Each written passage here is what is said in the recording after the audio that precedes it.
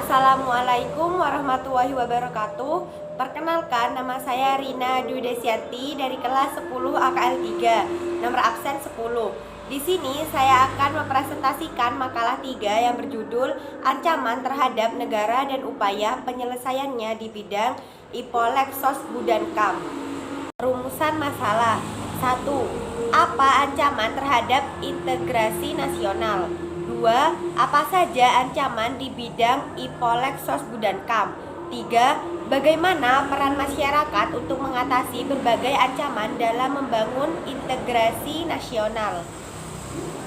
Di sini saya akan membahas poin yang pertama, yaitu ancaman terhadap integrasi nasional. Posisi negara Indonesia berada di tengah-tengah dunia yang dilewati garis khatulistiwa, diapit oleh dua benua yaitu Asia dan Australia, serta berada di antara dua samudra yaitu Samudra Hindia dan Pasifik. Kondisi tersebut menunjukkan bahwa wilayah Indonesia berada pada posisi silang yang sangat strategis dan ideal. Posisi silang tersebut tidak hanya meliputi aspek kewilayahan saja, tetapi meliputi aspek-aspek kehidupan sosial, diantaranya yaitu 1. Penduduk Indonesia berada di antara daerah berpenduduk padat di utara dan daerah berpenduduk jarang di selatan. 2. Ideologi Indonesia terletak antara komunisme di utara dan liberalisme di selatan. 3. Demokrasi Pancasila berada di antara demokrasi rakyat di utara atau Asia daratan bagian utara dan demokrasi liberal di selatan. 4. Ekonomi Indonesia berada di antara sistem ekonomi sosialis di utara dan ekonomi kapitalis di selatan. Dengan demikian, maka posisi silang Indonesia merupakan sebuah potensi sekaligus ancaman bagi integrasi nasional bangsa Indonesia. Ancaman bagi integrasi nasional tersebut datang dari luar maupun dari dalam negeri Indonesia sendiri dalam berbagai dimensi kehidupan. Ancaman tersebut biasanya berupa ancaman militer dan non-militer. 1. Ancaman di bidang militer. Perkembangan persenjataan militer di setiap negara terus ditingkatkan. Bahkan ada negara yang memiliki senjata pemusnah massal yang berbahan kimia dan nuklir. Aktivitas ini merupakan ancaman militer yang menggunakan kekuatan bersenjata yang terorganisir. Ancaman ini dinilai mempunyai kemampuan membahayakan kedaulatan negara, keutuhan wilayah, dan keselamatan segenap bangsa. Kekuatan senjata ini dapat digunakan untuk melakukan agresi atau invasi, pelanggaran wilayah, pemberontakan bersenjata. 2. Ancaman non-militer.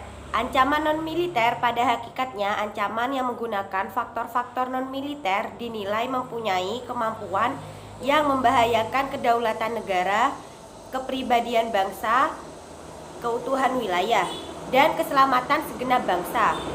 Ancaman ini salah satunya disebabkan oleh pengaruh negatif dari globalisasi. Ancaman non-militer diantaranya dapat berdimensi ideologi, politik, ekonomi, dan sosial budaya.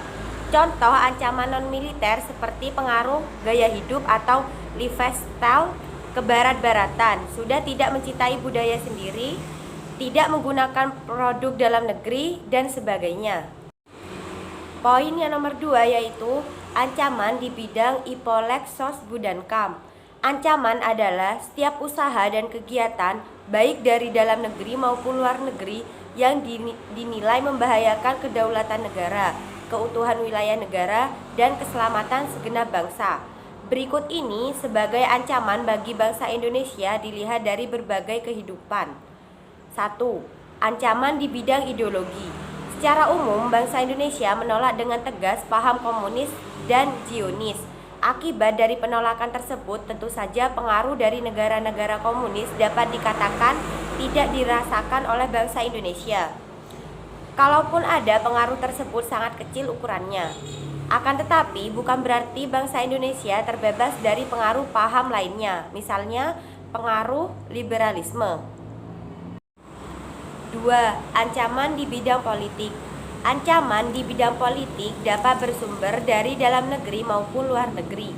Dari luar negeri, Ancaman di bidang politik dilakukan oleh suatu negara dengan melakukan tekanan politik terhadap Indonesia.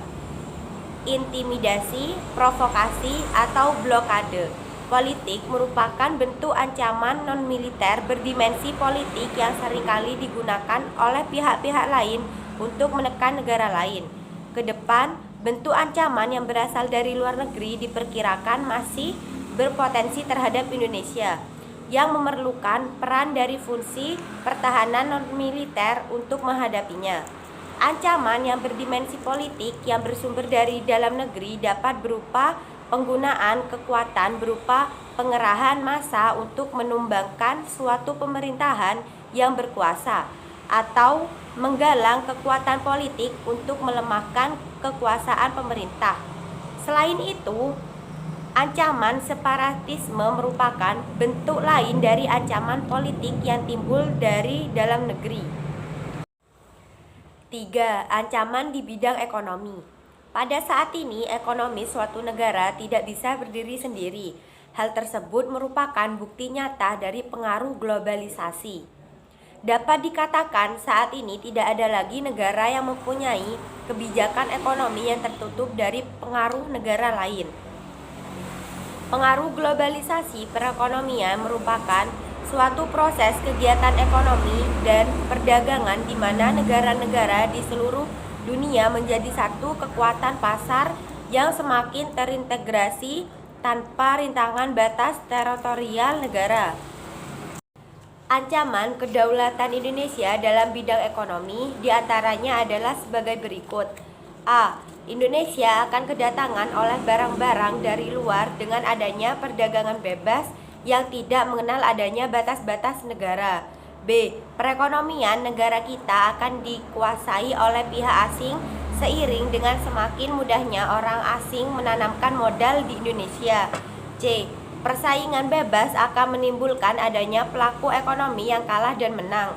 D. Sektor-sektor ekonomi rakyat yang diberikan subsidi semakin berkurang, koperasi semakin sulit berkembang, dan penyerapan tenaga kerja dengan pola padat karya semakin ditinggalkan sehingga angka pengangguran dan kemiskinan susah dikendalikan. E. Memperburuk prospek pertumbuhan ekonomi jangka panjang. 4. Ancaman di bidang sosial budaya. Ancaman di bidang sosial budaya dapat dibedakan atas ancaman dari dalam dan dari luar. Ancaman dari dalam ditimbulkan oleh isu-isu kemiskinan, kebodohan, keterbelakangan, dan ketidakadilan. Isu-isu tersebut menjadi titik pangkal timbulnya permasalahan seperti premanisme, separatisme, terorisme, kekerasan, dan bencana akibat perbuatan manusia. Adapun ancaman dari luar timbul sebagai akibat dari pengaruh negatif globalisasi, diantaranya adalah sebagai berikut. A. Munculnya gaya hidup konsumtif dan selalu mengkonsumsi barang-barang dari luar negeri. B. Munculnya sifat hedonisme, yaitu kenikmatan pribadi dianggap sebagai suatu nilai hidup tertinggi. C. Adanya sikap individualisme, yaitu sikap selalu mementingkan diri sendiri serta memandang orang lain itu tidak ada dan tidak bermakna. D. Munculnya gejala westernisasi, yaitu gaya hidup yang selalu berorientasi kepada budaya barat tanpa diseleksi terlebih dahulu. E. Semakin mudarnya semangat gotong royong, solidaritas, kepedulian, dan kesetiakawanan sosial. F. Semakin lunturnya nilai keagamaan dalam kehidupan bermasyarakat. 5. Ancaman di bidang pertahanan dan keamanan. Seiring dengan berjalannya waktu, proses penegakan pertahanan dan keamanan dalam negara kesatuan Republik Indonesia tidak semudah yang dibayangkan atau semudah dalam pembicaraan yang bersifat teoritis semata. Masih adanya masalah teror dan konflik SARA yang terjadi pada suatu wilayah memiliki tujuan yang sama, yaitu tidak ingin bangsa Indonesia hidup damai dan tentram. Oleh karena itu, lemahnya penerapan dan penegakan hukum dan keadilan harus terus ditingkatkan. Poin yang terakhir yaitu nomor 3. Peran serta masyarakat untuk mengatasi berbagai ancaman dalam membangun integrasi nasional. Peran serta masyarakat untuk mengatasi berbagai ancaman dalam membangun integrasi nasional diantaranya adalah sebagai berikut. 1. Tidak membeda-bedakan keberagamaan. 2. Menjalankan ibadah sesuai dengan keyakinan dan agama yang dianutnya. 3. Membangun kesadaran akan pentingnya integrasi nasional. 4. Melakukan gotong royong dalam rangka meningkatkan kesadaran masyarakat berbangsa dan bernegara. 5. Menggunakan segala fasilitas umum dengan baik. 6. Mau dan bersedia untuk bekerja sama dengan segenap lapisan atau golongan masyarakat. 7. Merawat dan memelihara lingkungan bersama-sama dengan baik. Sekian dari saya, kurang lebihnya mohon maaf. Terima kasih. Wassalamualaikum warahmatullahi wabarakatuh.